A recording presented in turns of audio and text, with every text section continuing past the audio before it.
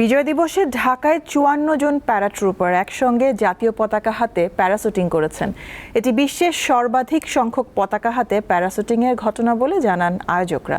জাতীয় প্যারেড গ্রাউন্ডে সকাল ১১টা ৪০ হয় এই আয়োজন। এর আগে সশস্ত্র বাহিনীর সদস্যরা মহড়া করেন।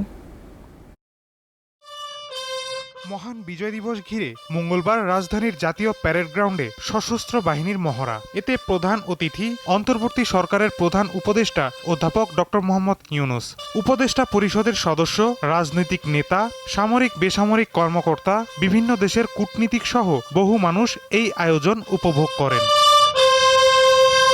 অনুষ্ঠানের শুরুতে সশস্ত্র বাহিনীর ব্যান্ড দলের উপস্থাপনা পুরো ভেন্যুতে তৈরি করে অন্যরকম এক আবহ।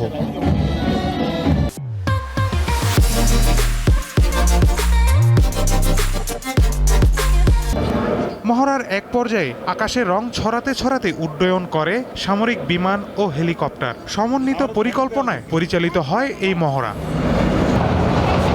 বাংলাদেশের জাতীয় পতাকা এবং সেনা, নৌ ও বিমান বাহিনীর পতাকা বহন করে আকাশযানগুলো প্যারেড গ্রাউন্ডের আকাশ প্রদক্ষিণ করে। মহান বিজয় দিবসের ৫৪তম বার্ষিকী উপলক্ষে টিম বাংলাদেশের ৫৪ জন প্যারাট্রুপার একসঙ্গে জাতীয় পতাকা হাতে প্যারাশুটিং করেন। এর মাধ্যমে সৃষ্টি হয় বিশ্ব রেকর্ড। প্রধান উপদেষ্টা ও আমন্ত্রিত অতিথিরা আগ্রহ নিয়ে মনোমুগ্ধকর এই সামরিক শৈলী উপভোগ করেন। বিজয় দিবসের এই মহড়ার মাধ্যমে সশস্ত্র বাহিনীর দক্ষতা ও সক্ষমতা তুলে ধরা হয়। মাহিদুর রহমান, দীপ্ত সংবাদ, ঢাকা।